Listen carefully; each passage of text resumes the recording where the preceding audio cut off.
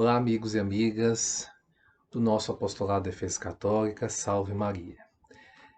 Hoje nós vamos dar continuação a falar a respeito dos novíssimos aqui dentro da nossa jornada de estudo, tá? O novíssimo, né, só para lembrar o que nós já vimos na semana passada, são os últimos acontecimentos do homem, né? Estaremos falando hoje sobre o juízo particular e o juízo final, tá? Mas antes da gente iniciar, eu convido a todos vocês a rezarem junto comigo a nossa oração inicial. Senhor, aqui estamos reunidos em Teu nome, desejosos de construir Teu reino. Que o Espírito Santo que enviaste aos nossos corações e mantém viva a Tua presença em nós, nos ensine o que devemos refletir e os passos que devemos dar, para que, fortalecidos com Tua graça, possamos realizar os Teus desígnios. Se Tu, ó Espírito Santo, o inspirador do nosso discernimento, ensina-nos a escutar os outros e a nos deixar iluminar por Suas luzes, e fazes que sempre busquemos a verdade. Desejosos disto, estamos aqui reunidos, em nome do Pai, do Filho e do Espírito Santo. Amém. Muito bem, meus irmãos e irmãs, a carta aos Hebreus, capítulo 9, versículo 27, ela nos ensina o seguinte: como está determinado que os homens morram uma só vez e logo em seguida vem o juízo. Mas que juízo é esse? É o juízo particular, tá? O homem, ele tem uma vida particular e outra pública. O juízo particular, ele vai se dar depois da morte, no qual Deus vai julgar nossas ações, até as mais recônditas, né? E um julgamento público de nossas ações, mostrando como elas influíram na sociedade, nas outras pessoas, tá? Até o último instante de vida, o homem pode mudar a sua posição diante de Deus e se arrepender dos seus pecados e ser salvo pela sua misericórdia. Mas depois da morte, nada mais muda a decisão, né? Nada mais muda a decisão de Deus, tornando-se irrevogável. O Catecismo da Igreja Católica, número 1022, ele nos ensina o seguinte: cada homem recebe em sua alma imortal a retribuição eterna a partir do momento da morte, num juízo particular que coloca sua vida em relação à vida de Cristo, seja por meio de uma purificação, seja para entrar de imediato na felicidade do céu, seja para condenar-se de imediato para sempre. Tá? E o Concílio Vaticano I, de 1870, ele concluiu que, depois da morte, que é o remate da nossa caminhada, todos teremos logo de nos apresentar perante o tribunal de Cristo, a fim de que cada um receba a retribuição do que tiver feito de bem ou de mal quando estava no corpo. Depois dessa vida mortal, não há mais possibilidade de penitência e justificação.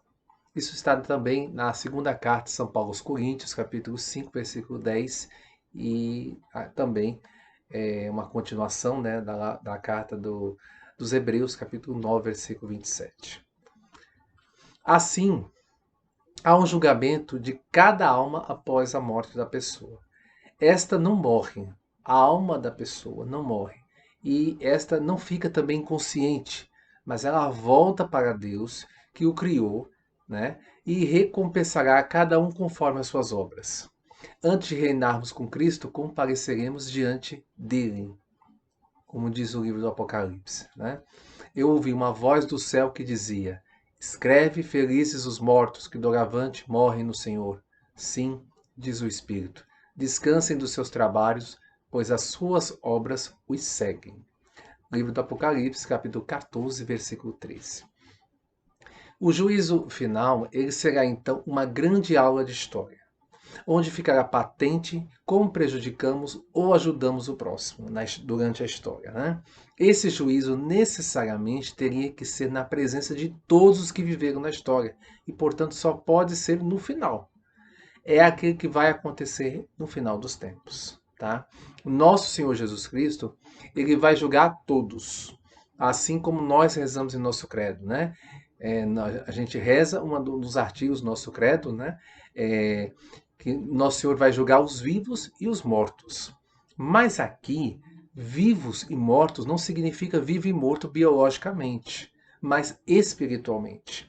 Ou seja, nosso Senhor julgará os vivos que morreram, né, em estado de graça, os santos, e os mortos que morreram em pecado mortal, os condenados.